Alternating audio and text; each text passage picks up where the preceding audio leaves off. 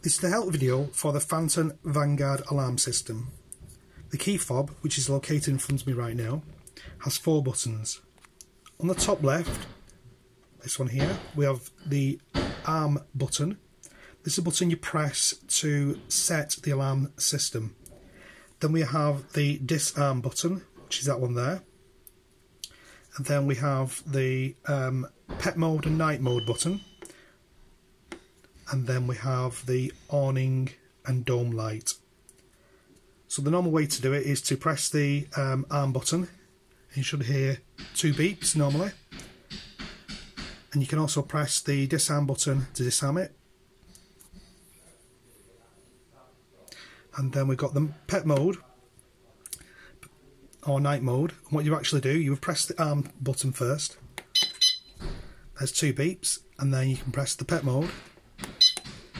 And then what happens then, the sensor internally won't be set off when you're sleeping or if you've got pets inside. And you also have the dome button here, dome and awning light, which will come on. That's pretty straightforward. That comes on for about 30 seconds. To disarm the alarm, just press this one. You get 2 buttons as well.